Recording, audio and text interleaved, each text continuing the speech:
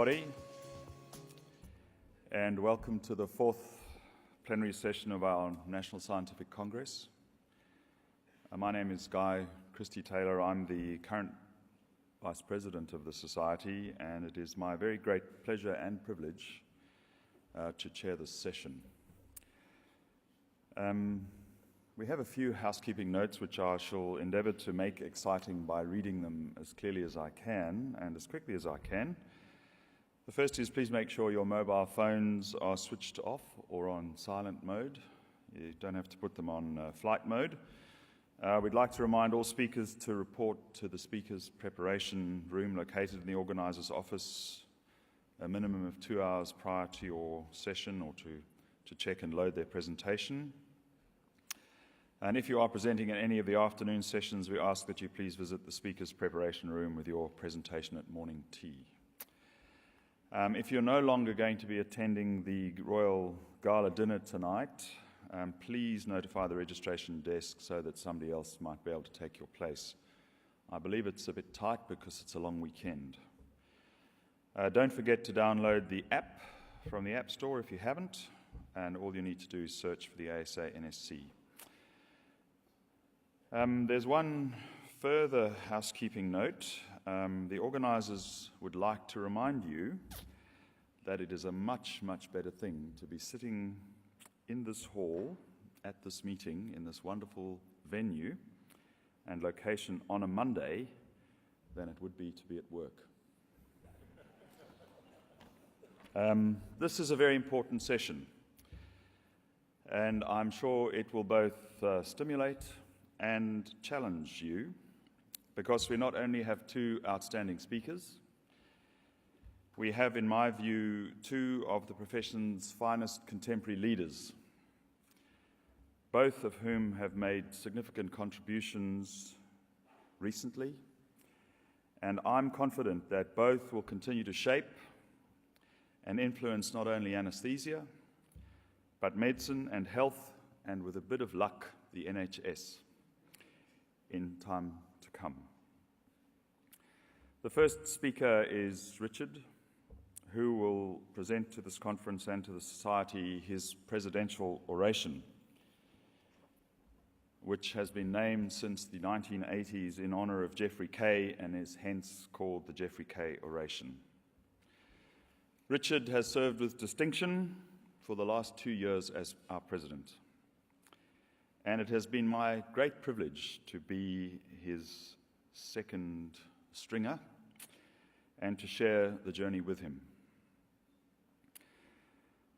We know him well, but I thought I might just add a few notes from his bio in order to flesh it out and to pad him out a bit, because many of you would have noticed that we have a much leaner and fitter president after 2 years.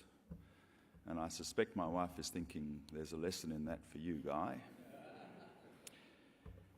And so I wanted to just add a bit from his biography for those who don't know.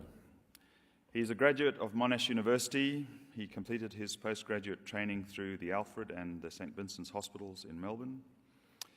He has a particular interest in regional anaesthesia, the management of acute pain, and the shared and difficult airway. So apart from the small job of being president, he's also been the former Victorian State Chair of the ASA, a former board member of the Victorian Anaesthetic Group, a former member of the Medical Advisory Board of InVivo and the committees of various private hospitals. He's currently involved at Epworth and St. Vincent's Private Hospital in the development of tools to help with pre-op assessment of patients undergoing major surgery. It therefore gives me great pleasure to welcome our President to deliver his much-anticipated presidential or Geoffrey Kaye Oration. I think you would realise that from the topic it's probably going to be challenging, and the title is How Many is Too Many and When is Enough Enough? Richard.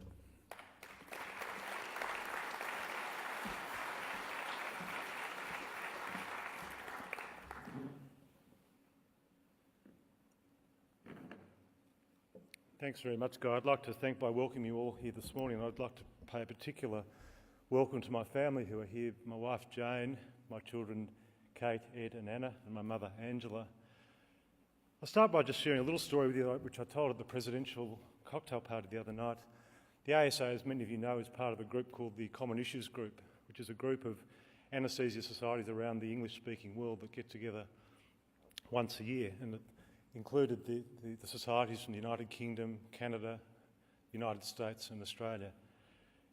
It's subsequently been expanded to include New Zealand and South Africa. 3 years ago I was attending the Common Issues Group meeting in Chicago just prior to the American ASA meeting. And I took my son Ed, who was then a 19-year-old aspiring architecture student, to Chicago on account of its great architecture, and also gave us a chance to go down to Pennsylvania to look at some of Frank Lloyd Wright's architecture.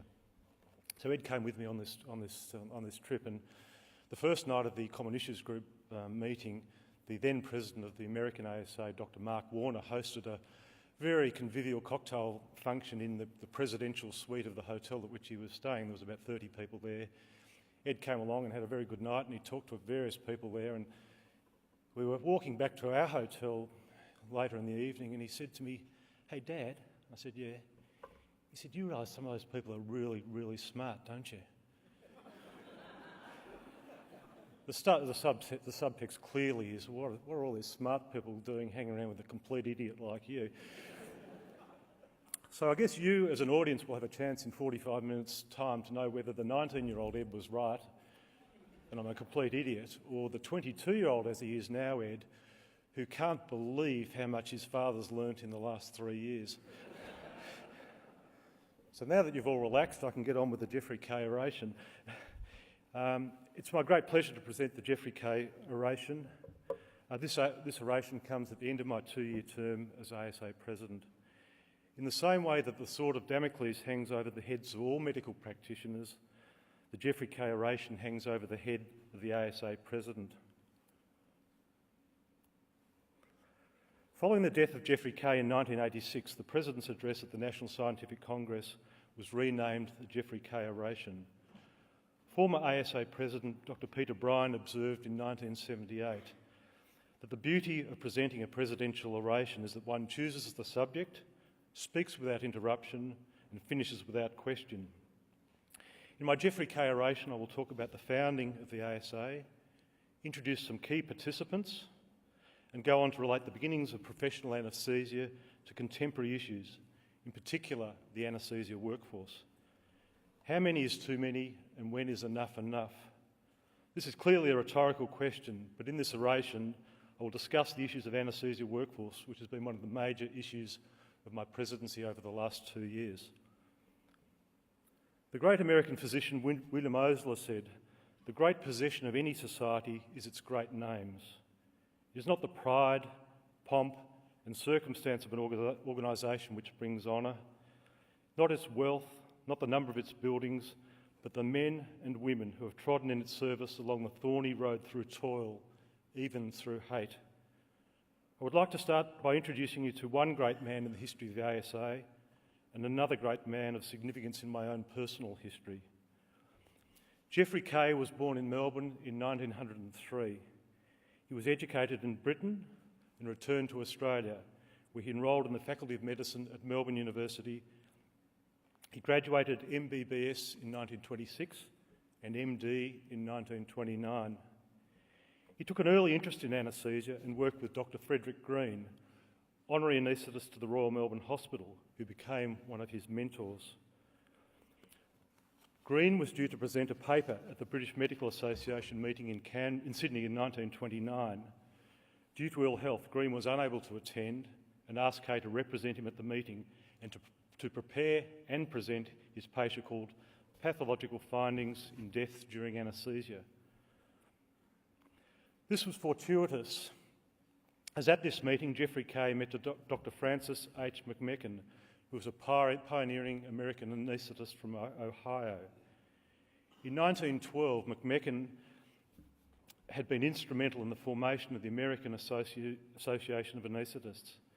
In 1925, the American Association of Anaesthetists became the International Anaesthesia Research Society, a body still in existence and responsible for the publication of the journal Anaesthesia and Analgesia.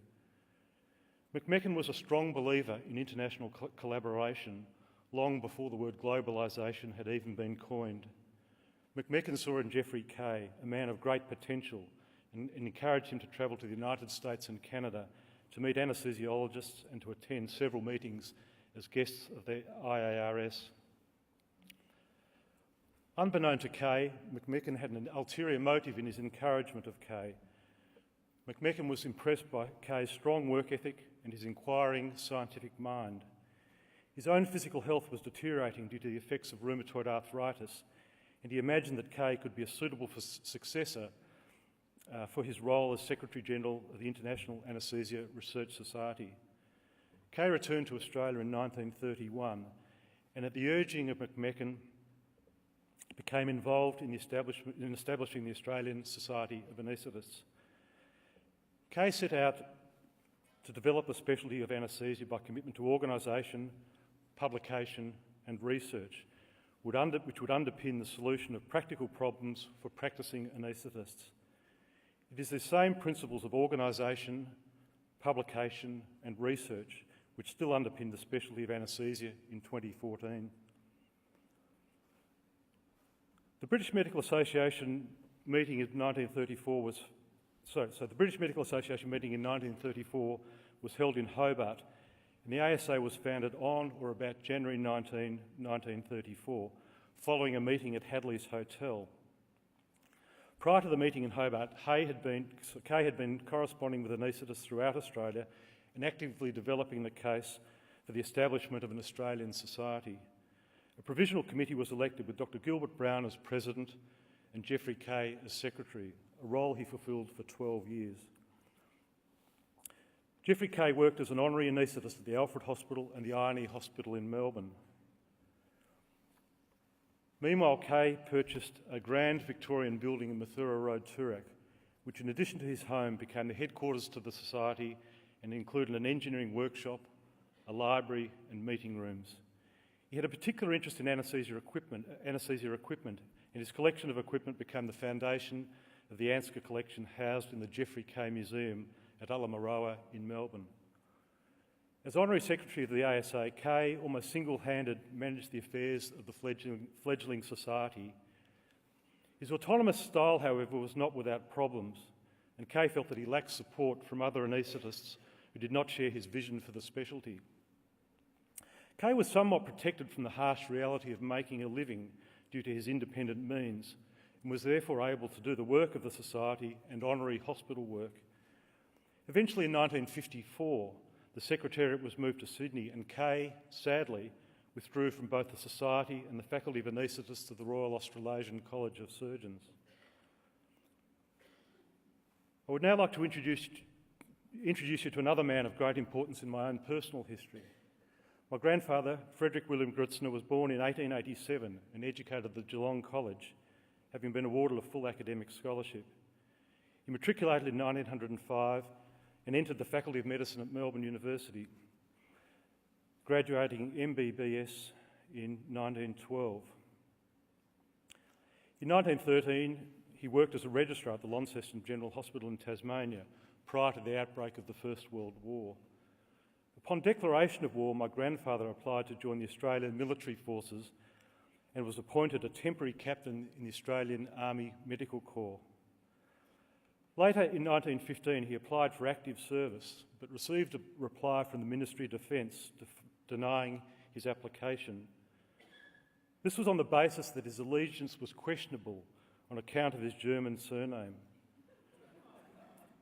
As a proud second-generation Australian, he would have been distressed by this decision, but did not speak further throughout his life.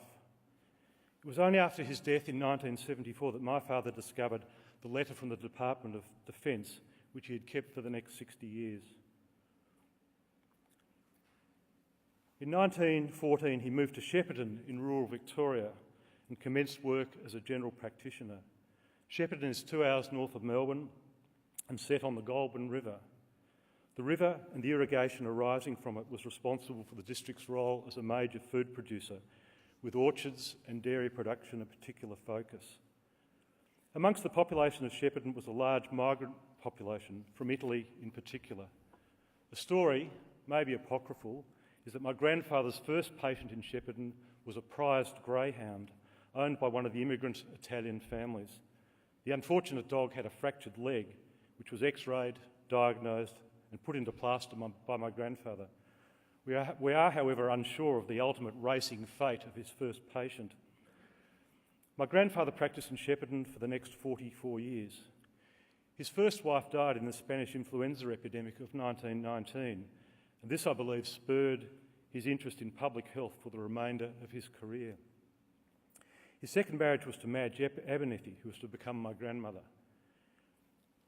If we look at a timeline of medical innovation over the last 100 years, there would appear to be an almost inverse relationship between the respect in which doctors were held and their ability to provide effective treatment of a host of conditions. Prior to the major advances of antibiotics, immunisation against polio, measles, tuberculosis, mumps, rubella, and now human papillomavirus, doctors were very limited in what they could do. Joint replacements, organ transplants, arthroscopic and endoscopic procedures were still a long way off.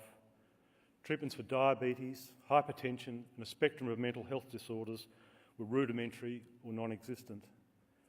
Despite the limitations of medical practice of the day, doctors were held in high esteem by the community. My grandfather was a parishioner at St Augustine's Anglican Church in Shepparton. In 1925, as a 38-year-old general practitioner, he officially laid the foundation stone for the new church building.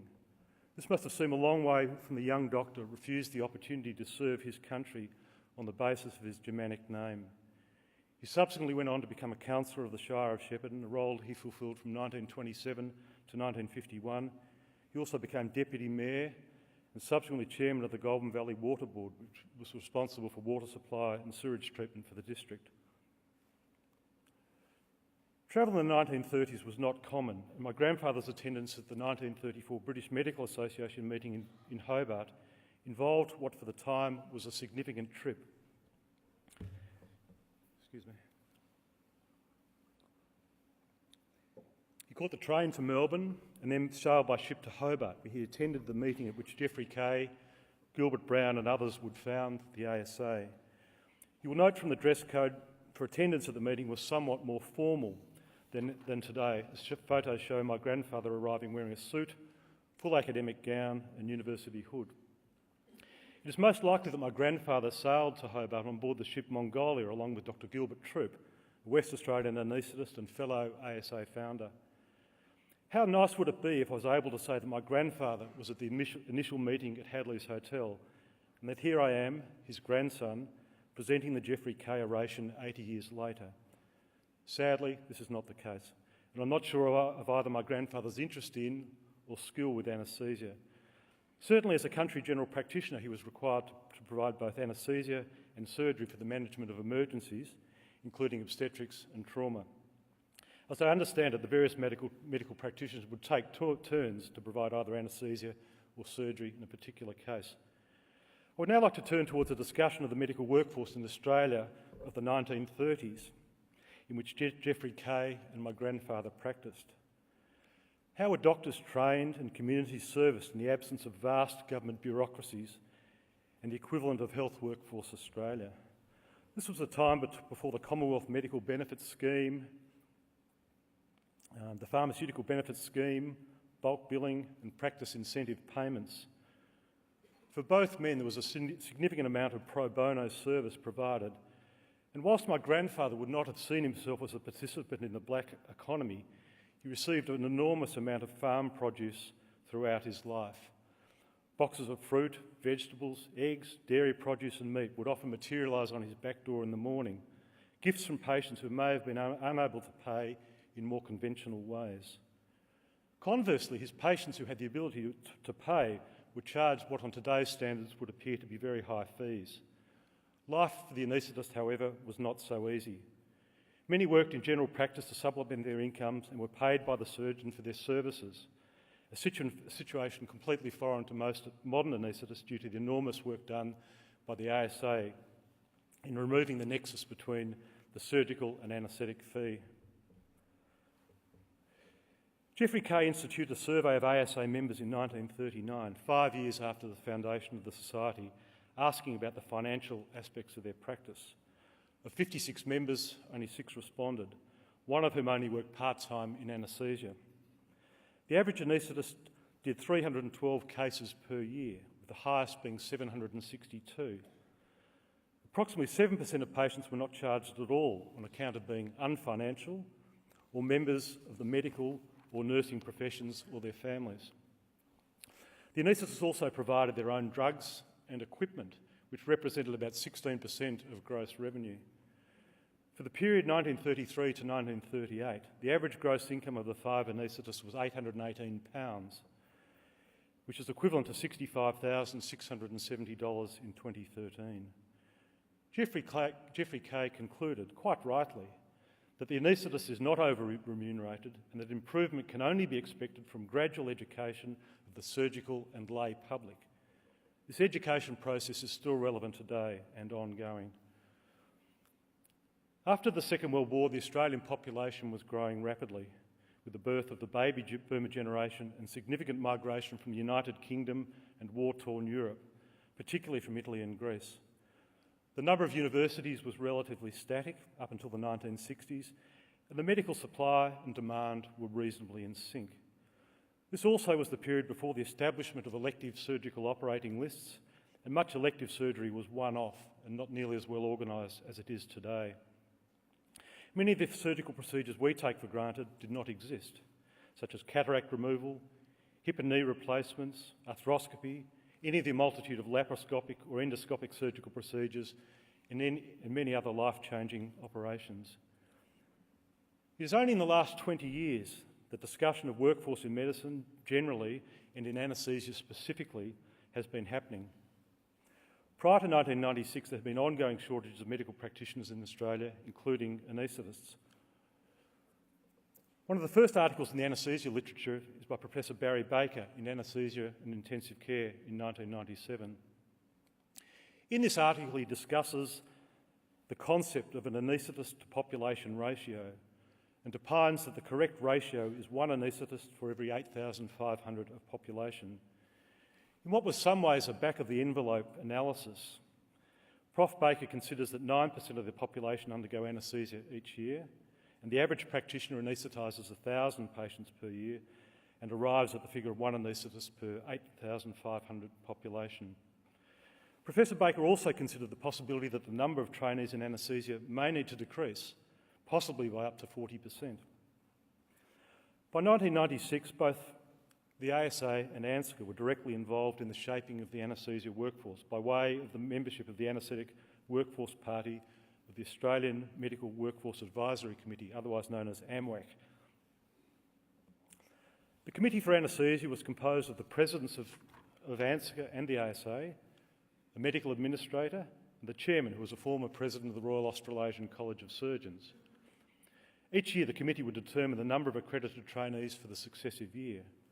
The principles of the council included the importance of an adequate community supply of anaesthetists to enable equity of access to medical service, including anaesthesia, in metropolitan, rural, regional and remote Australia.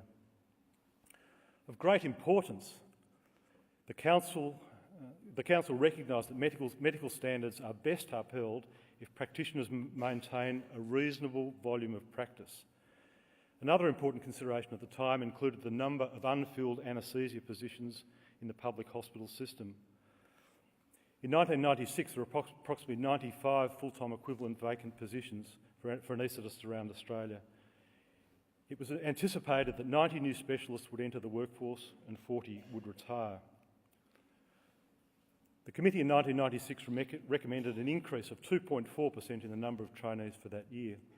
5 years later, in 2001, the second AMWAC review indicated that there were still around 90 full-time equivalent vacancies for anaesthetists in Australia, and that the demand for anaesthesia would increase at a rate greater than the population. At this time, the committee reduced the rate of increase from 2.4% to 2.2% per annum. The target number of graduates was 128 per year, and there were 512 training positions nationwide. At a time when the Treasurer of Australia, Paul Keating, was talking of taking control of the levers of the economy, the anaesthesia community were able to do likewise, and the only lever available was the number of accredited training positions.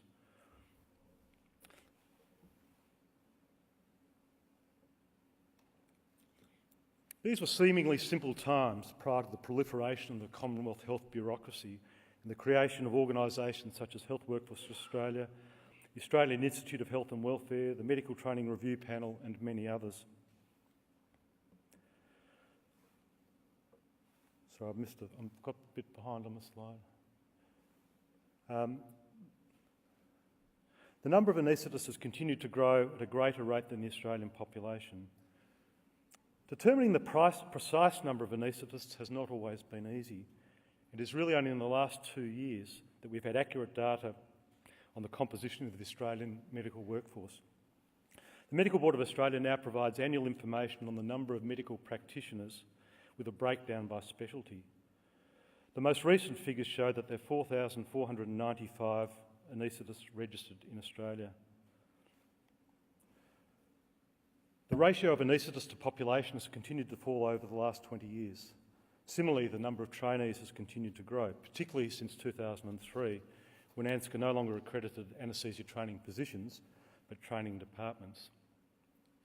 In order to save money and still provide service cover, most departments of anaesthesia employed more trainees on lesser hours. The amount of clinical material to which trainees are exposed has been diluted, and many of the trainees themselves are concerned with the reduction in experience, particularly in key areas of obstetrics, paediatrics and advanced airway management. Following AMWAC, the Productivity Commission report of 2004 was the next significant event. The Productivity Commission was enacted under the Council of Australian Government, otherwise known as COAG. It was charged with examining the supply and demand for health services over the next 10 years. This was on the background of rising costs and maldistribution of medical services. Another key political concern at the time was patient access for after-hours general practitioner services, and specifically the provision of such services in or near our public hospitals. The Productivity Commission research report found that the 1996 reduction in medical student numbers by the Howard government had produced shortages of medical practitioners, particularly general practitioners. The report also concluded that the public hospital system had limitations for clinical teaching on account of a shift of patients to private hospitals and, importantly, reduced lengths of stay. When previous generations of medical students were training, patients were admitted well before their procedures. This gave medical students time to interview and examine them before surgery. Now they may arrive only hours or even minutes before the scheduled procedure. The report flagged task substitution of medical roles by nurses. We have seen the conclusion of this suggestion 10 years later with the Health Workforce Australia Nurse Endoscopy project. This project to teach endoscopy to nurses has occurred in the absence of any demonstrable shortage of medically qualified endoscopists. It was also recognised that university-based nurse education had decreased participation with a 40% attrition rate of nurses in the first 2 postgraduate years.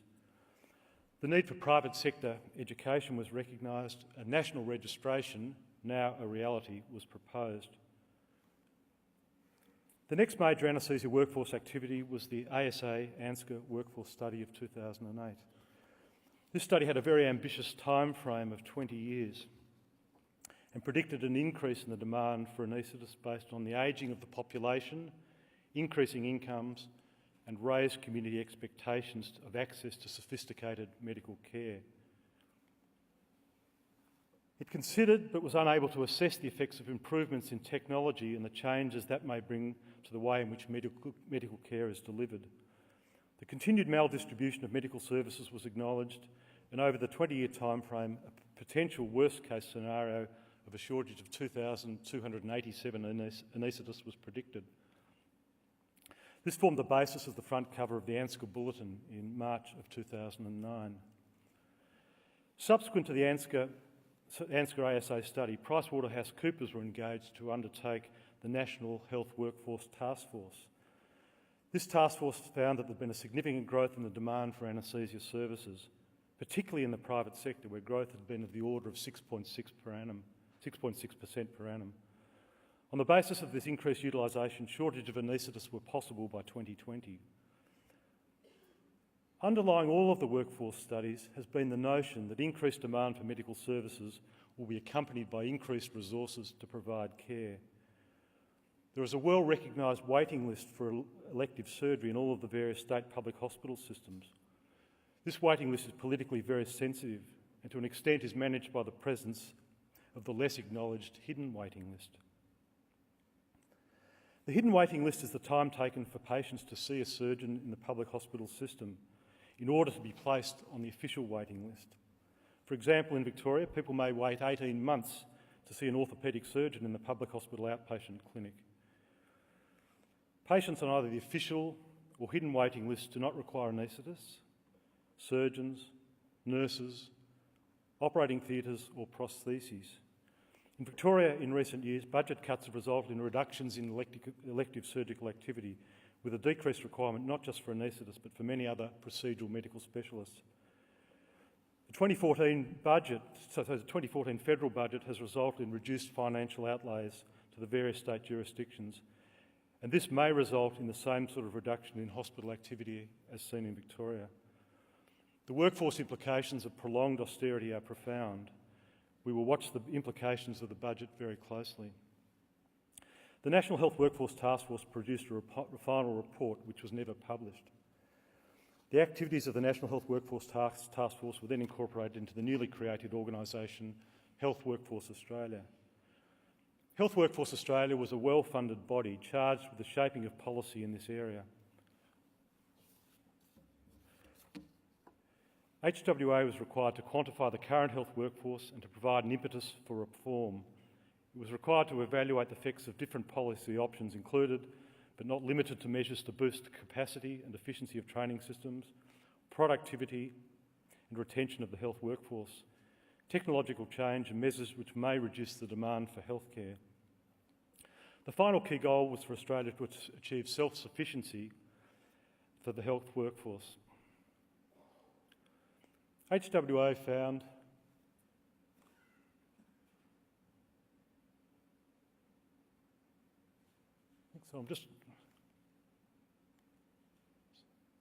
I've got a bit behind myself, I'm sorry. HWA found that the specialist medical population was heading towards balance by 2025 and that anaesthesia was not of concern, notwithstanding some issues related to maldistribution in rural and remote areas. HWA recognised that the medical training pathways were poorly coordinated and proposed the establishment of the National Medical Training Advisory Network. In relation to emerging models of care, HWA was also to address these, including task substitutions such as nurse endoscopy. The political landscape is littered with various bodies which are created and then merged or closed down. Such was the case for Health Workforce Australia, whose functions were merged with those of the Department of Health and Ageing following the 2013 election. There are some serious concerns around this process, and particularly the loss of key personnel and also data generated by the work of Health Workforce Australia. The National Medical Training Advisory Network is ongoing. However, it is too early to see what, if any, progress is being made. The ASA member survey is a rich source of information in the area of workforce. Whilst there's been much anecdotal and qualitative information about the difficulties faced particularly by recent graduates, there has been a shortage of current quantitative data. The most recent ASA member survey addresses this, and I'll share some of this information, not just for the younger members, but for members across the entire life cycle of practice. With the trend towards postgraduate medical degrees and the time taken for specialist training, anaesthetists are slightly older than in previous generations, and data for anaesthetists under 35 years age is less extensive than it is for older age groups.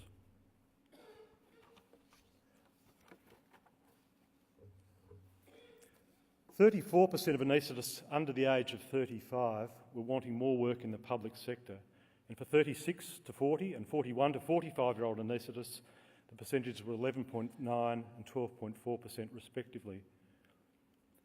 68.9% of anaesthetists under 35 years of age are wanting more work in the private sector. For mid-career anaesthetists aged 41 to 50, there were still 41.1% wanting more private practice work. Is the situation faced by young anaesthetists any better or worse than that faced by graduates in other disciplines? Professor Judith Sloan, in an opinion piece in our national newspaper, The Australian, discussed this issue. Between 2007 and 2013, there's been a 23% increase in the number of domestic university students to a total of 934,000. Course completions over the same time had increased by 21%. Over a longer time frame, from 1999 to 2012, the number of course completions has increased by 82%, far in excess of the growth of the population over the same time. There are now graduates in law, dentistry, veterinary science, nursing, speech pathology and education who are unable to find work in their chosen field. The prospect of medical graduates unable to find work is also real. Why then are anaesthetists different from the rest of the graduate population? And why is it so important that anaesthetists find suitable employment following graduation? The ANZCA Professional Statement 16 of 2008, Statement on the Standards of Practice of the Specialist Anaesthetist, states, regular work in anaesthesia of an appropriate volume and complexity is necessary to maintain clinical skills. Similarly, the ASA Position Statement 11 requires that anaesthetists maintain the skill and competence levels required of them. Both ANZCA and the ASA have a commitment to patient safety at the heart of their respective vision statements, and this is best served by its members having ongoing adequate volumes of practice. All anaesthetists having adequate volumes of practice is essential to the specialty and, more importantly, to the community. In terms of preferred workload, the majority of anaesthetists were happy with the current workload, and there were more anaesthetists wanting more work than those wishing to work less. One of the concerns that has been expressed is the ability of anaesthetists to do enough work to maintain clinical skills. The importance of adequate volume of practice has been an ongoing theme over the last 20 years of workforce studies, committees and task forces. We asked members whether their current volume of practice was adequate to maintain clinical skills. For members under the age of 40, 81.1% believed the volume of practice was adequate.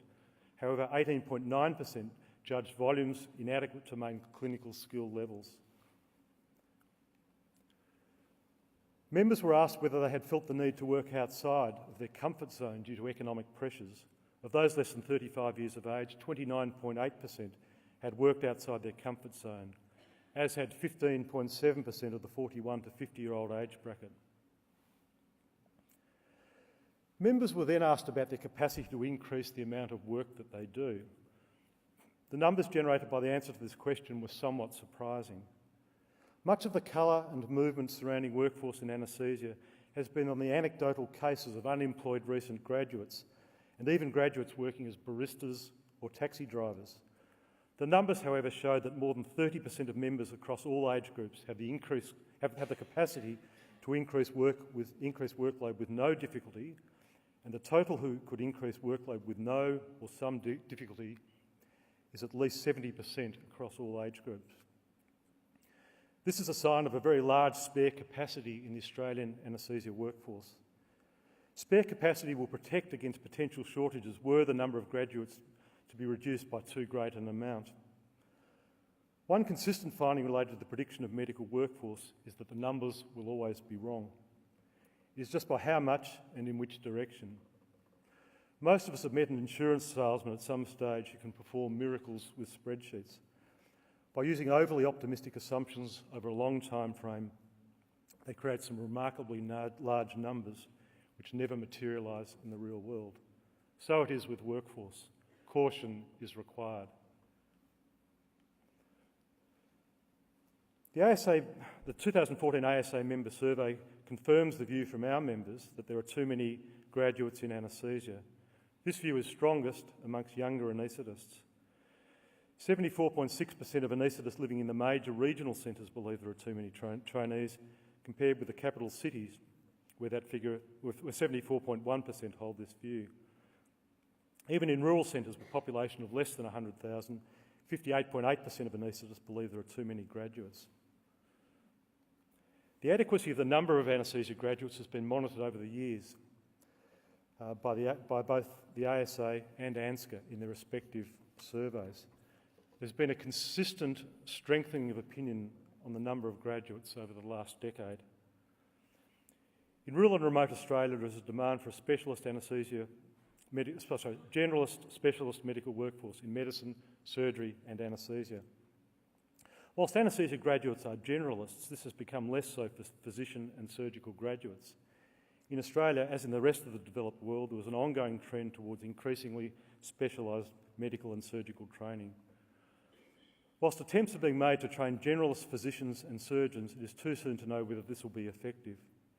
The problem is not as simple as specialists moving to rural locations where the volumes of practice may be marginal and supporting medical infrastructure may be inadequate.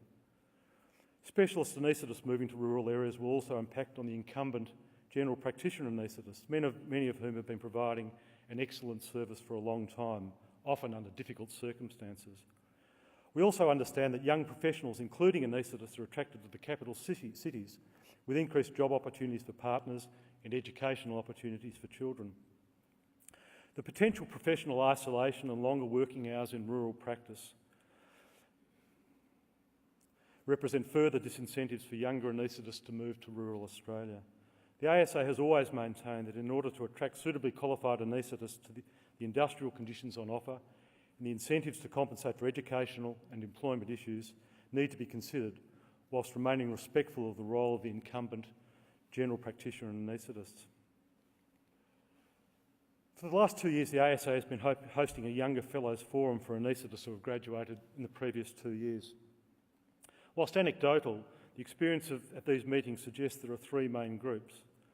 About a third seem to have found suitable employment. 1/3 are undertaking a second fellowship or further qualifications such as intensive care or pain, and 1/3 are finding conditions quite tough. It's not uncommon for recent graduates to offer to finish lists for senior colleagues or to work pro bono in the public hospitals, suggesting a tight employment environment. Working outside of comfort and geographic zones in areas such as sleep dentistry are of concern. Young anaesthetists providing sedation or anaesthesia in facilities which may not comply with ANZCA standards is greatly concerning. And these practitioners may leave themselves wide open in the event of adverse patient outcomes. The final issue of concern to the ASA is the relationship between anaesthesia workforce, wider economic issues and industrial issues related to the employment of anaesthetists in the Australian public hospital system. The 2014 federal budget has reduced outlays to the various state governments. Health is a major source of expenditure, and any reduction in funding can be expected to impact particularly on elective surgery. This can be expected to reduce the demand for procedural medical specialists and may result in ongoing pressure on younger anaesthesia graduates. If austerity becomes the new normal, there may be a need to reduce the number of trainee positions and increase the number of positions for recently graduated specialists. This will enable younger anaesthetists to consolidate the skills developed during training in the setting of a supportive departmental structure while still providing service cover at the same time. Industrial issues have been of concern to the ASA, particularly in Queensland. Governments may see a perception of excess medical workforce as an opportunity to downgrade industrial conditions. In Queensland, anaesthetists employed in the public hospital system have had their conditions downgraded. Collective bargaining has been removed. There is a requirement to work at another location with only 1 month's notice, and there is provision to enforce the working of night shifts. The key performance indicators associated with the individual contracts have not been determined, and there is certainly the likelihood that new employees will be hired on significantly lower wages. Not surprisingly, morale in the Queensland public hospital system has been adversely affected. It would be surprising if other states were not watching what is happening in Queensland with some interest. To return finally to the question at the start of my Geoffrey Kaye oration, the anaesthesia workforce. How many is too many, and when is enough enough? The anecdotal evidence, tea room discussions and our own member survey would all concur that there are too many anaesthesia graduates at the moment. There are more anaesthetists to population than has ever been the case. Most anaesthetists are concerned about the apparent problems faced by young graduates in achieving full-time or significant part-time work in the public hospitals. Our member survey has demonstrated a much more significant spare capacity of the entire anaesthesia workforce across all age groups. The mid-career anaesthetists who are not as busy as they would like to be are not complaining publicly about their situation. This may be an incentive for older anaesthetists to delay retirement, which may further limit employment opportunities for their younger colleagues. In order to address the workforce problem, the first requirement is all the key stakeholders recognise that there is a problem with too many anaesthesia graduates. The solutions may involve a number of initiatives, including strengthening the volumes of practice involved with the various training modules. In the same way that the Royal Australasian College of Surgeons assesses the logbooks, supervision and experience of every surgical training position, a similar approach may be required in anaesthesia and could be used to ensure that adequate experience is gained in key practice areas. There is a strong demand for full-time anaesthesia positions for recent graduates in the public hospital system. These jobs appeal to recent graduates as they enable the consolidation of the skills acquired during registrar training and occur in the setting of the supportive departmental structure. Increasing the number of full-time consultants for recent graduates in the public hospital system at the expense of training positions will enable service provision to be maintained within the constraints of hospital budgets. One constant in all of the workforce discussions over the last 20 years is the fundamental importance of the maintenance of volumes of practice underpinning the quality of the service provided to the Australian community. The role of and effectiveness of the National Medical Training Advisory Network remains to be seen, but given the history of bodies in this area, a degree of scepticism is probably realistic. The majority of my oration is focused on the anaesthesia workforce, and unfortunately I've struggled to find much cause for optimism. Austere economic times, limitation on hospital spending and excess capacity of the anaesthesia workforce make for difficult times. Anaesthesia remains a popular specialty, would come as no surprise to members of this audience. The 2014 ASA member survey showed that 89% of ASA members enjoy the practice of anaesthesia. Many anaesthetists continue their practice well into their 60s and 70s and enjoy the flexibility that the profession offers. The ASA is committed to advocating on behalf of our younger members so that they too can enjoy long, productive and as enjoyable careers in anaesthesia as the baby boomer generation which precedes them.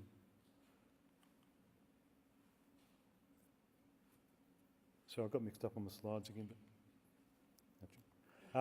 We are certainly part of a wonderful fellowship of committed anaesthetists. I've enjoyed working with some inspiring anaesthetists both from Australia and around the world over the last 2 years, many of whom are here today. It has been my great honour and privilege to be the president of our society, and I thank you for your attention.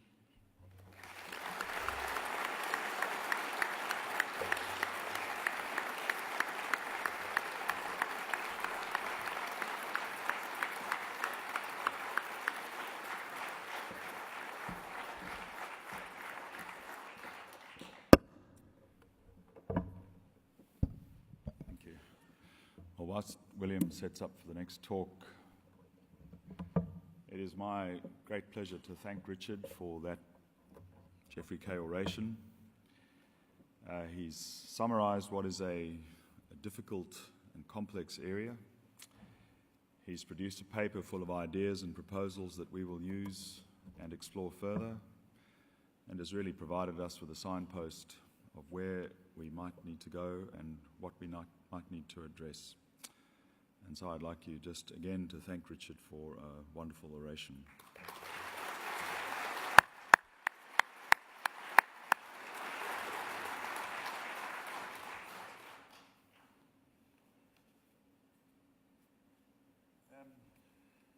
I'd have to say that I'm a quite unabashed and unashamed member of the William Harrop Griffiths fan club.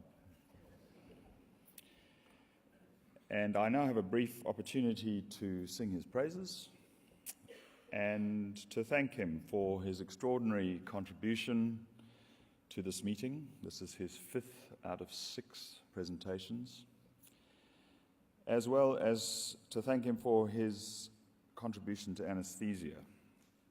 I've seen him in action as a delegate and fellow survivor of our enforced sojourn in the Banff Springs Resort, when unfortunately the Canadian Society's meeting was washed out by the terrible floods in Calgary. And again as chair and host of our most recent Common Issues Group meeting in London. You've all heard his bio a number of times, and you've, I hope, have heard most of his talks. And I'd like to just briefly go to his bio, where it says his lectures have on occasion been described as a victory of style over content. And I'd like to say that his extraordinary and inimitable style allows you to not only access but to retain his equally extraordinary and insightful content. Both of our societies put patient safety as a keystone in our vision and values, and therefore William has chosen to address this important matter in his talk entitled Patient Safety First, Attitude or Platitude. Thank you.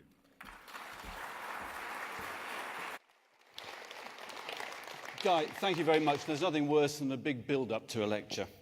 Again, in the unlikely event that anybody in this room would like a copy of this presentation, all you have to do is email me on harropg@mac.com. Now, it is customary when you go overseas to give talks like these to show a picture of the hospital at which you are based. I've got a picture. I'm not going to break this tradition. This is a picture of St Mary's Hospital, Paddington. In the foreground, you can see just about the River Thames. The other hospital above it is the Royal Free. Way behind it are the snow-capped Chiltern Hills of Buckinghamshire. What a bloody lie. This is the best photograph of St Mary's Hospital that I could find. That is the awful truth of St Mary's Hospital. Now, St Mary's Hospital in Paddington, I've been there for almost 30 years, is primarily famous for 4 things. It was the birthplace of Prince William, the Duke of Cambridge. Paddington Bear lives nearby in Paddington. Sir Alexander Fleming discovered penicillin there, and I work there. And in this picture, you can see all 4. That's my office, just up there. That's where William was born. That's Paddington, and just around the corner is where Sir Alexander Fleming discovered penicillin. It's also the birthplace of Prince George, and we're very excited at the moment because when this young lady stops vomiting, we hope she'll come back to us to have another baby. But enough of where I come from, and more now where we are all going to. Patient safety first, attitude or platitude. I am those things listed down there, and they are also my competing interests. Although I would add to that competing interest, I'm old, I'm cynical, I'm suspicious, and I'm grumpy. Now, my rant, and it really is a rant today, is about patient safety. Because patient safety, to me, has become a bit of a trump card. That if you say patient safety, it sort of overrules everything else. And if you say patient safety, you can trump things, you can trump good common sense, you can trump thorough research, and you can introduce tactics, techniques, and technology that may not yet be proven, and you can get things wrong.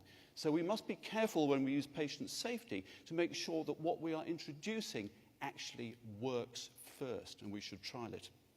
Now, the caveats about the talk I'm going to give in the next half an hour are that my rant relates solely to the United Kingdom experience. But the problem is that healthcare systems seem to borrow from other healthcare systems. Borrowing a good idea from another country is in itself a very good idea. But borrowing a bad idea from another country is in itself a very bad idea. Please do not borrow these ideas. Now, it's a flexible talk. I've got 4 topics. I'll cover 2 or 3, depending upon the time. Never events. Safer spinal needles I won't have to cover, because they were covered very ably by David Elliott yesterday, although I will introduce you to one very good quote: goal-directed therapy and the manifest dangers of hot coffee in the operating theatre. I'll save that till the end. This is a never event. That's a pair of scissors, and that's inside the chest. That's not resting on the chest, and that shouldn't happen. But before we go into never events, you need to read some wisdom from W. Edwards Deming, a man who revolutionized post-war industrial production. Eliminate slogans, exhortations and targets for the workforce asking for zero defects and new levels of productivity. Such exhortations only create adversarial relationships, as the bulk of causes of low quality and low productivity belong to the system and therefore lie outside the power of the workforce. This is true for medicine as well as for industrial production. Back in 2008, this document was published by the National Health Service in the UK, and it was one of the more interesting death throes in the outgoing Labour government that left office in 2010. Now, you probably will recognise the face of the man who led the Labour government for most of that time, and he really enjoyed being Prime Minister. He just loved every second. But about 3 years before 2010, before the election, he handed over to another man who really hated being Prime Minister. And that was Gordon Brown. And he was scratching around for something to do to lift up public morale and show that he was doing something positive. So he created something called the Government of All the Talents. And he created GOATs. He took people who are well known in their fields of expertise and he made them lords. You may recognise Lord Sugar, former barrow boy and industrialist, turned peer. The one who caused most mayhem for us is this chap. He started off as Aradarzi, then Professor Aradarzi, then Professor Sir Aradarzi, and lately Professor the Lord Darzi of Denham. And he was the one who was responsible for the introduction of never events into the UK. And this is the introduction in that. It says, a little bit orange, so I'll read it to you: "Our NHS secured today for future generations by Lord Darzi." And that's because he wrote the introduction, but he may have wanted to give the impression that he was going to save it for future generations. And he introduced the concept in that passage there of never events, creating things that shouldn't happen and can be publicly investigated. And they are serious, largely preventable patient safety incidents that should not occur if the available preventive measures have been followed. If you are doing your job properly, you should not have a never event. And there were structures like this of what to do if a never event happened. Essentially, it was a bunch of blame storming. If they shouldn't happen, if you follow the procedures, and they do happen, it's because you haven't followed the procedures, and therefore somebody has to be guilty. Now, these were borrowed from the Americans, who have these things called serious reportable events in healthcare. And the object of these was to improve patient safety by reporting and investigating. Now, there's a long list here I won't go through, but right at the top, if you look carefully, are the key surgical never events of wrong site surgery, wrong operation, and retained foreign object. A very long list here. And they've been adopted by most of the states, and in order to be accredited, hospitals and facilities within that state have to report and investigate them. But the National Quality Forum does not call them never events because never events tend to keep happening. It was the Centres for Medicare and Medicaid that introduced the concept of never events. They overlapped with serious reportable events, but they were not identical. They stressed that if you follow the policies, you should be able to avoid them, but did not insist that you had to. But then they linked them to financial penalties. They said, if you get these never events, we will charge you the money, we'll not pay you for the treatment of that patient or for the complications caused by the never event. And that was Lord Darzy's big idea. So what Darzy did was introduce the original 12 never events. And I'll just let you soak up those never events. They're quite sensible. Wrong site surgery, wrong operation, retained foreign object. Inpatient suicide using non-collapsible rails surprised us, I will be honest. Orogastric tube and potassium chloride. Not unreasonable. They were things that people around the table choosing the never events thought would be a good idea to try and outlaw from healthcare. And it built up. Another document developed the punitive concept of never events. And so, as I said, not only the cost of the original treatment, but also the cost of the treatment, the complication, and additional financial penalties on top. And it says here, in terms of content, the key changes for 2011, a heightened focus on quality, and the use of financial penalties. All these documents make the assumption that financial penalties improve the quality of healthcare. But I'm afraid that the hard reality is that there is no evidence from any healthcare system that financial penalties improve the quality of healthcare. About 2 years ago, we had some shiny new never events. They thought it was such a good idea, they'd give us another 14 never events.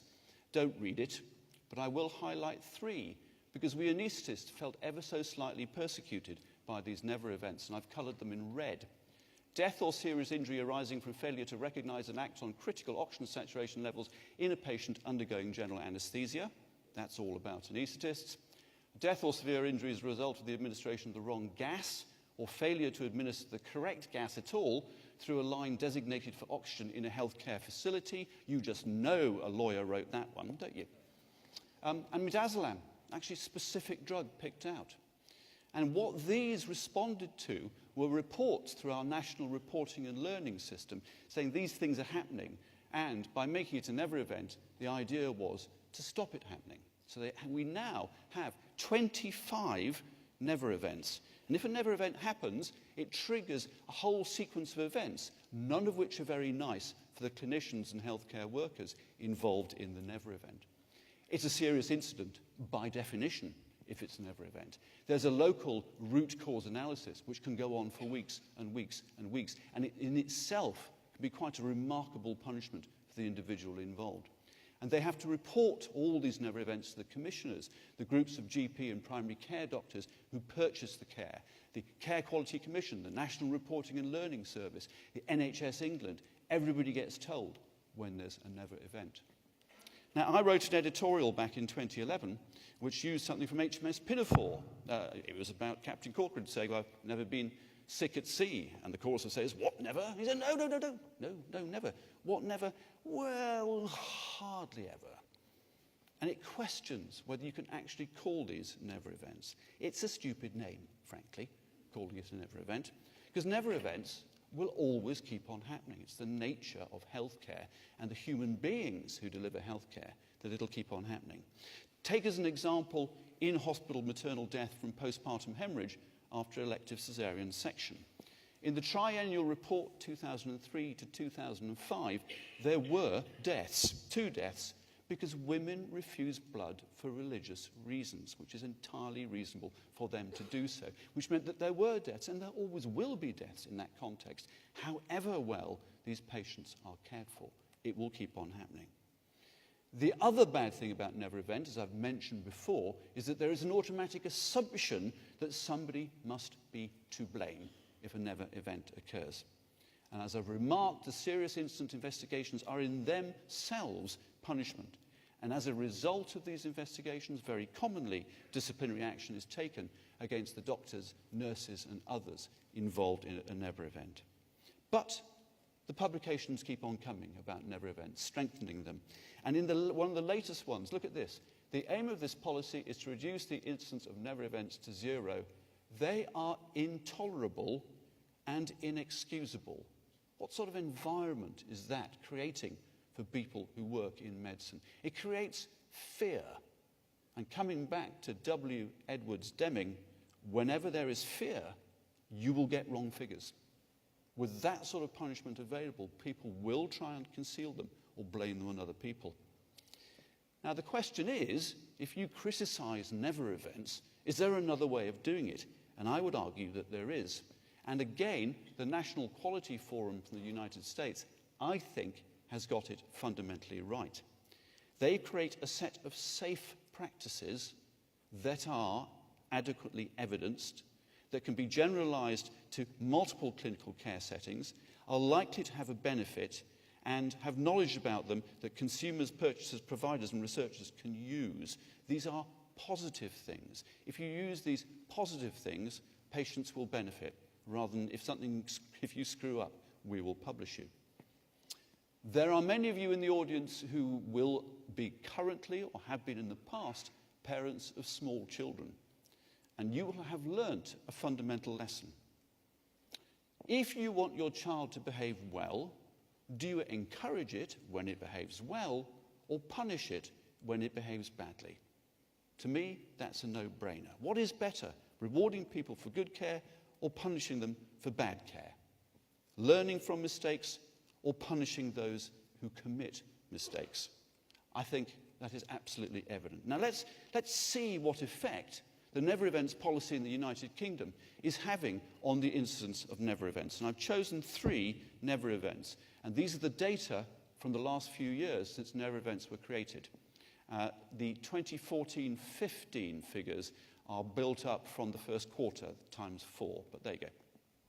First of all, we're going to look at the misplaced orogastric or nasogastric tube placed in the trachea. And this has been a success story, where the number of these never events has gone down. I would argue that it's gone down because we've developed processes to encourage people to check an X-ray and to get the correct person to check the X-ray before actually putting some food down the nasogastric tube. But that is a success story, and you could argue that that's a success for never events. Suicide just doesn't happen with non-collapsible rails. You're completely safe. You'll be all right. Now, is that a victory for never events? I have no idea. But this is the really important one. Wrong site surgery is going up. All right? This is a never event. It's one that we are all involved in as a speciality. It's going up. Why is it going up? And it shouldn't be going up because something really quite important was introduced in 2009 that should have made it go down. And I know that you will all be familiar with the WHO Safer Surgery Checklist, where in both the sign in and the time out, you confirm the nature of the operation and the laterality, if there is one, of the operation. And that was introduced in the UK in a mandatory way in 2009, and yet it has had no observable impact on the incidence of wrong site surgery. And after the recent figures, I had a conversation with somebody who I will call a safety wonk. It may not be an Australian term, but it's a sort of slightly nerdy character, and this person works with NHS England. And the conversation went as follows. Me, why has the number of wrong site operations gone up? Safety wonk. We cannot be sure that it has. It may just be better reporting. Me, if it has gone up, why has it gone up? Safety wonk. Because people have not been doing the surgical safety checklist properly.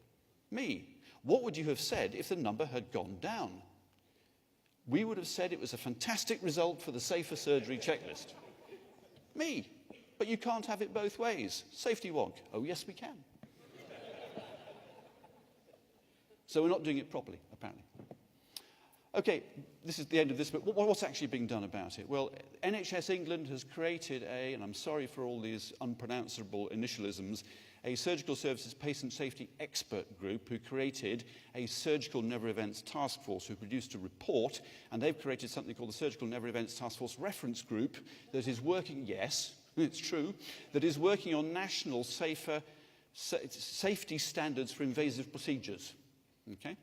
And the group, SNETERG, that is producing that SIPS, is led by me. Which shows that if you moan long enough and loud enough, somebody might eventually listen to you. And what we are going to do is we're going to recommend, support and reward safe practice. And I'm going to try and get rid of the never event concept of punishing people when things go wrong. And I hope to be able to say, never say never again. But watch this space. I'm only going to say one thing about spinal needles. And here are the safer spinal needles. Hopefully you heard David Elliott, where you redesign the proximal end from you turn it into a male Luer lock from a female Luer lock. And this is an absolutely foolproof design to improve safety. I would only make one comment. There was a wonderful author, sadly now dead, Douglas Adams, who wrote The Hitchhiker's Guide to the Galaxy. And he said this: a common mistake people make when trying to design something completely foolproof is to underestimate the ingenuity of complete fools. That's my word of warning. Okay, I've got time for this, so we'll do this. We'll go along at a bit of a canter. That's an own goal. We have this thing in this country, and I'm sure you're experiencing it in this country as well, is goal-directed therapy. This is about 3 years ago. I was in the corridor of the operating theatres, and one of the doors said, please remember to use for all colorectal patients, esophageal Doppler. And I wondered why. So I found a champion, all new technologies brought in by champions. And I said, why do we have to use this for all colorectal patients? And the champion said, because it's got a significant positive impact on patient outcome. I then said, is that the real reason? They said, and we get paid £350 every time we use one. I thought, we get paid 350 quid for using this device I had never used before at that time. Where does that come from? So I started tracing the origin of this financial incentive to use a device that I was a little bit skeptical about. And it comes from here. It's a process in the UK called commissioning for quality and innovation. And the principle behind commissioning for quality innovation is that, okay, there is a thing, a technique, a tactic, technology, that is evidently a very good thing, but not many people are using this good thing. So we will pay people lots of money to use the good thing until everyone is using it, and then we'll stop paying them to use the good thing, and they'll carry on using the good thing because it's so good. That's the principle, okay? That's been introduced. And you had these interoperative fluid management technologies adoption pack from the Technology Adoption Centre, which I'd never heard of. Innovation, health and wealth. And what they're trying to say here is that the introduction of, if you use this on patients, you are going to save £400 million per year by using esophageal Doppler and goal-directed therapy. £400 million a year.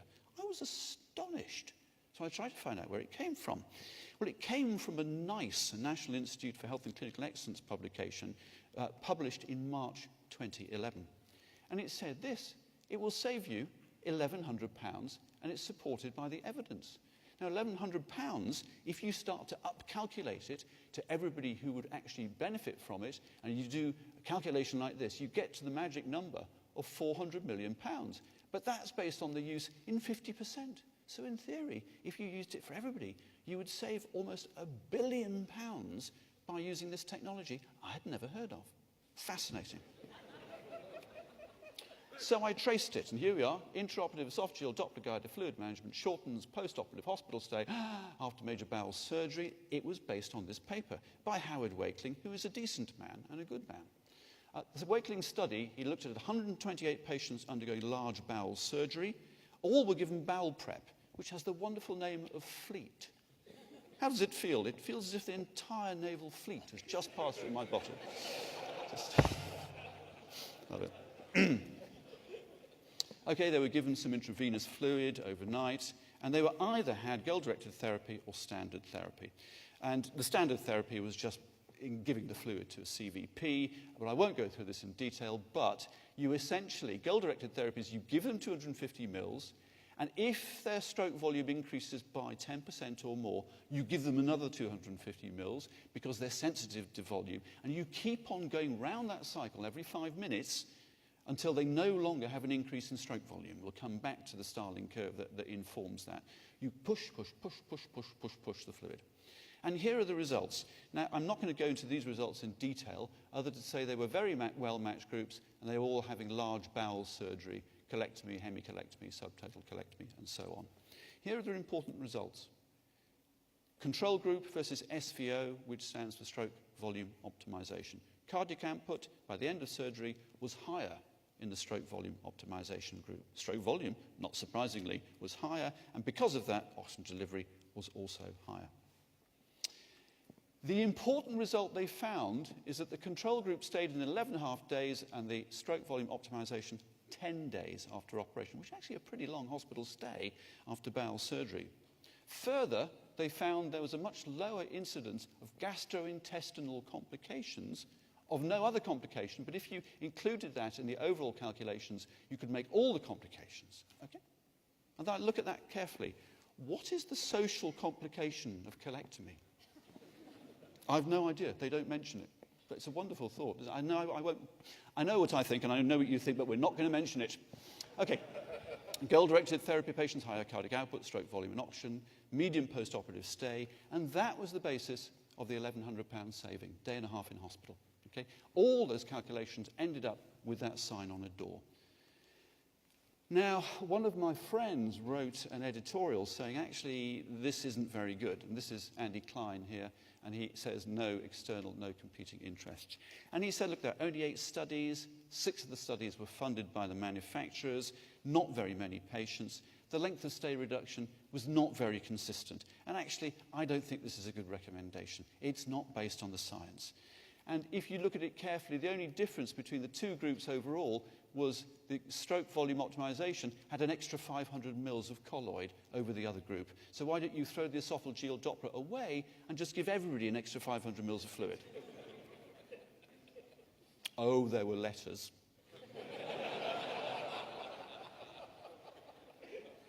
2 of them were vitriolic and were quite unpleasant about Andy Klein. Here's one. Esophageal Doppler monitoring, a misguided editorial. At the bottom, this particular person has been an advisor to Deltex Medical, manufacturer of, amongst other things, esophageal Doppler monitoring. Here's the other letter criticizing it, a not-so-nice editorial from somebody who was a consultant for Deltex Medical. Most of the letters were in support, and it really stirred up a hornet's nest. This is a fascinating paper. It's by my friend Rob Sneed from Plymouth, and it looks at exactly the same thing. It essentially repeats it. 180 patients. What they did is they stratified using cardiopulmonary exercise tolerance testing patients unfit with an anaerobic threshold of whatever it is, and fit with a 11 what's it per thingy. I don't really understand all this, but it's fit and unfit patients. And they randomized, and it was the same concept. And what this shows is that the blood loss was a little bit more if you had goal-directed therapy, and that you transfused a little bit more and you passed more urine. But otherwise, they were perfectly matched patients. This is the interesting bit. This is looking at all the patients. I'm going to call your attention to 2 things: surgical readiness for discharge and a p-value of 0.09. Very nearly significant. How interesting. And then if you look a little bit more closely, who stays in hospital for longer? The goal-directed group stay in hospital for longer than the controls. And what Rob did then is he subdivided fit and unfit, and he analysed the data for the fit patients. And here are the data for the fit patients. Surgical readiness, these are aerobically fit, was significantly different. It was significantly more for fit patients if they were given goal-directed therapy. This doesn't make sense. And further, they were significantly differently more likely to be admitted to the intensive care unit afterwards. This was completely against what people had thought was going to happen. So again, I tried to find out where goal-directed therapy came from, and it came from here. Amongst others, Rupert Pearce wrote a British consensus guidelines, which my organisation did not agree with. And it says it's all about the Frank-Starling curve. Is that what you've got to do is keep on filling till they're in the top of the Frank-Starling curve. So I could vaguely remember the Frank-Starling curve. So I thought, I better refresh myself about the Frank-Starling curve. And here's a picture of Frank Starling. Only his name wasn't Frank Starling. His name was Ernest Starling, and his work is associated with somebody called Otto Frank. But even though Otto Frank did all the work, he didn't get all the credit, and that's because Otto was German when it wasn't a very good time to be German. And he resembled Kaiser Wilhelm when it wasn't a very good time to resemble Kaiser Wilhelm. And so much of his work has been ignored as a result. And there's a graph, and I don't understand that. I don't even understand that, but I do understand this. If you fill somebody more, and you're sitting on that part of the curve, their cardiac output goes up. Simple as that. And that's the Frank-Starling curve. But the question is, where do we normal mortals live? Do we live there, or do we live there? Where is normality? Well, I can tell you where normality is. It varies. But this was discovered by another good friend of mine, Jonathan Handy, who did something really, really simple. He said, well, look, they're justifying their technique from the fact that normovolemic people sit on the plateau of the Starling curve and not on the upslope. So he took 11 healthy and well-hydrated patients, and he laid them on their backs, and he got transthoracic echocardiography to measure their stroke volume, and he estimated their cardiac output, and he just lifted their legs up. He gave them an auto transfusion by lifting their legs up. That was it. Simple as that. giving them extra volume, effectively. And he repeated the measures. It was really simple, very simple study. And this happened. For the majority of those individuals, their cardiac output went up. Some of them quite markedly, almost half. They had a stroke volume of greater than 10%, which in the hands of the stroke volume optimizers would have immediately given them another 250 mils of fluid that they didn't need because they were normovolemic. Very interesting study. And those results just show that there's a statistically very significant increase in cardiac index if you lift the patient's legs up. So in conclusion, he says, our findings show that in response to an increase in preload produced by passive leg raise maneuver, a statistically significant increase in stroke volume was not observed, wasn't a statistic, but the response was varied, suggesting that our normovolemic study population functioned at a variety of points.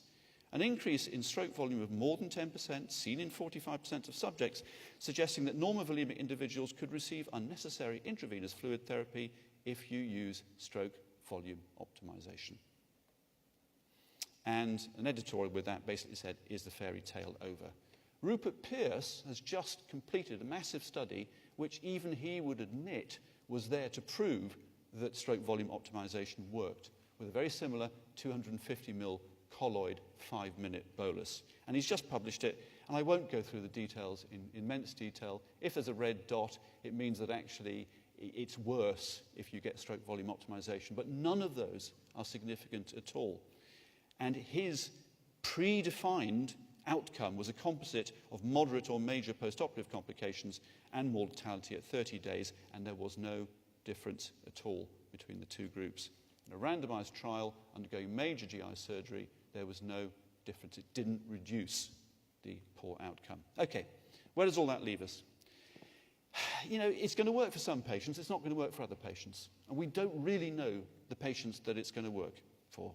We need to define that. We need to do large-scale research, if there's the money for it, to find out who it's going to benefit. Nobody in their right tiny mind would think that doing that for a couple of hours in a 6-day hospital would make a dramatic difference to outcome for all patients and save the NHS £1 billion. It's potty, completely and utterly potty. It would be daft to assume it would work for everyone and to introduce these silly incentive payments to use it on everyone in the name of patient safety. Global truth is that monitors do not save lives. The intelligence use of data derived from monitors to guide treatment, that saves lives. The intelligent response to it. And the final words on this topic, before I go to the last 7 minutes I promised Guy, final words from an old fart, and in case you can't read it, it says, old age and treachery will overcome youth and skill, and it's absolutely true. The study I'd like to see is with one limb with goal-directed therapy and esophageal and all this clever stuff, and on the other side, me and people as old as I am, using wisdom and experience and observation and blood pressure and pulse pressure and maybe changes in entitled CO2 and a bit of urinary output and respiratory variability. Just using what we've always used and see which is better. Because I bet you that would probably be better, old age and treachery. Would I get £350 per patient? Would I hell get £350? Ladies and gentlemen, you've been very attentive. There are approximately 6 minutes to go. As I share with you the manifest dangers of hot coffee. Apologies to anybody whom this offends, but these are in fact our infection control nurses at St Mary's Hospital.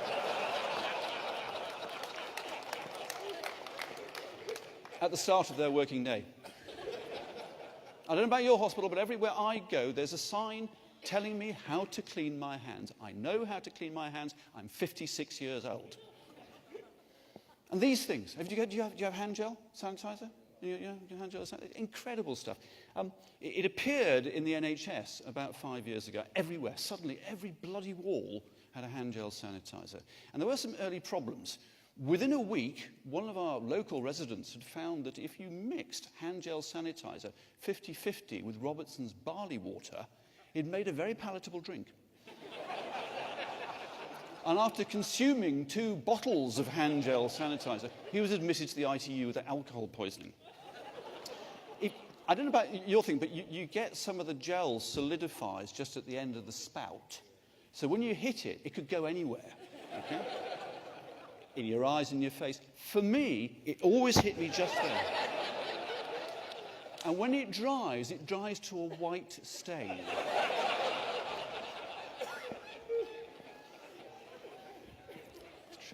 The furtive squirt, if you say outside, it's only the men outside the gents' loo. They'll come out, they haven't washed their hands, so they'll go, better than washing your hands. When we had it introduced, a wonderful sister called Elaine would stand at the doors of theatre, and she would chastise anybody who actually didn't. You've got to use the hand gel. And you build up a little puddle of hand gel underneath one of these as the day goes on. Day 3 of the hand gel program, Elaine came in, slipped on the gel and broke her ankle. We laughed as well, I must admit. Okay, it's reasonably effective if you use it properly, and I will accept that. It kills most but not all germs, if providing there's alcohol there. It's no more effective than soap and water. It really isn't.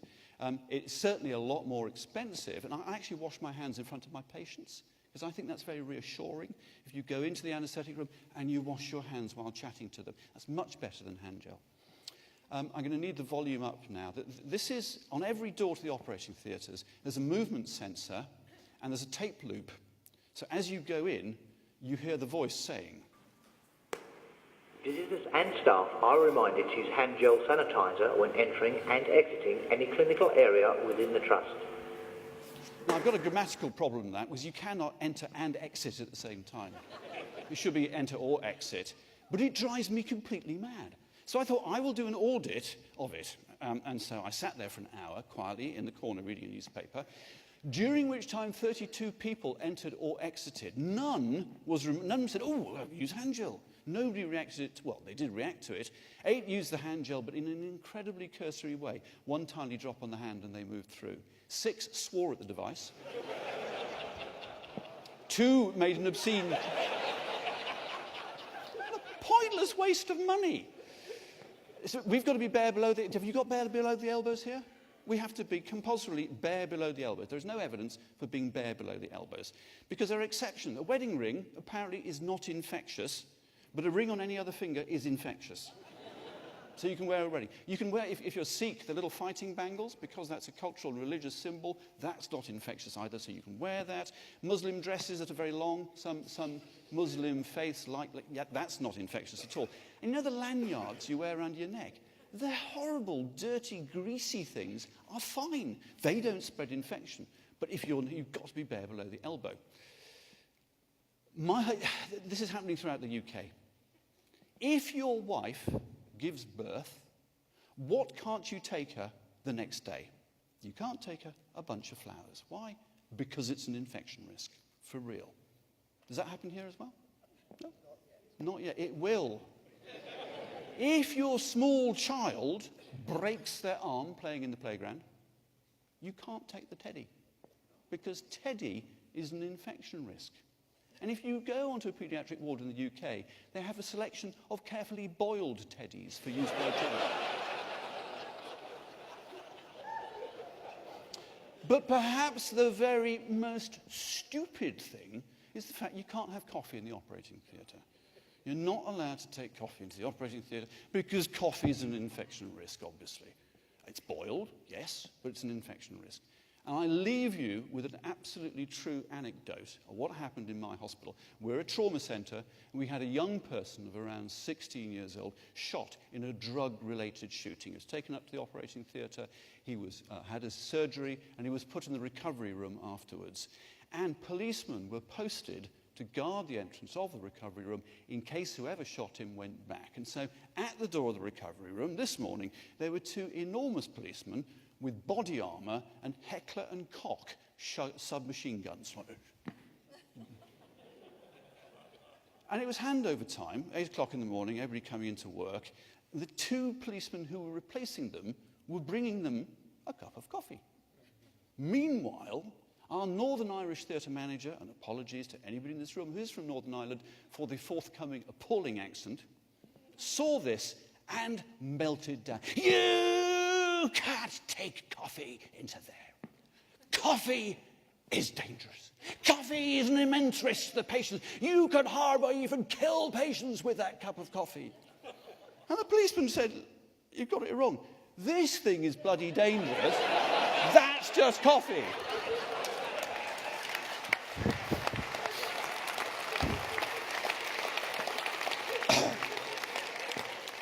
In conclusion, therefore, ladies and gentlemen, patient safety starts and ends with the healthcare professionals who deliver care. Those people like us who are what I call the pointy end of medicine. The widespread and often mandatory introduction of new tactics, techniques or technology can help, but all too often we jump straight in before the new approaches are proved to be correct, if indeed they are in any way, shape or form correct. And in doing so, we can actually put patients at risk if we leap in too soon in the interests of patient safety. To me, patient safety first means putting common sense and thorough, rational investigation first. New techniques and technologies should be developed, but we should exercise great caution in mandating their introduction. And I think we should put more time and money into the human factors that are the key to patient safety, and I'm sure that you will all agree with me. Thank you very much indeed.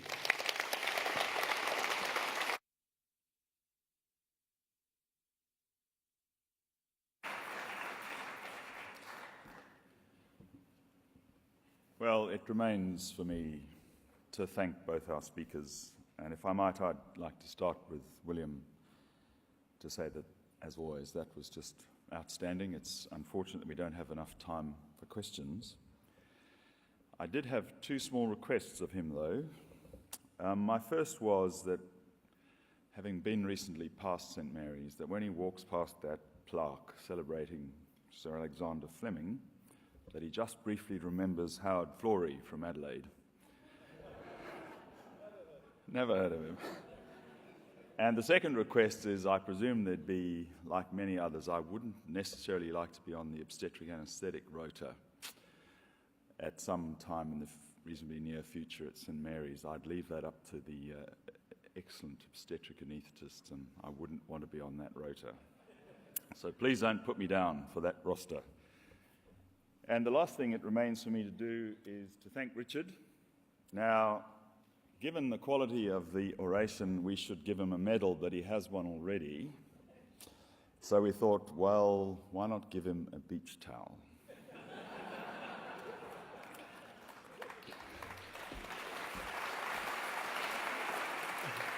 And the idea is that if the weather at any point in Victoria permits him to go on the beach, he might make use of it and begin his process of chilling out after his period as presidency. And I'd like to extend my best wishes to him for a period of chilling out, and to once again thank him for an outstanding presidency and for an outstanding Geoffrey Kaye oration.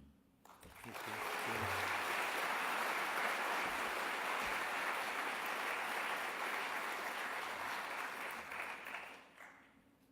There are a few notices that I'm supposed to give you to end our session.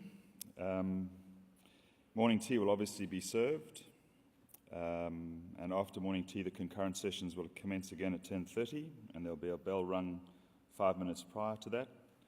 Please take time to visit all the exhibitors and posters. The dinner seating is allocated for the Royal Gala at the registration desk. And please just remember to take all your belongings with you and enjoy your tea. Thank you.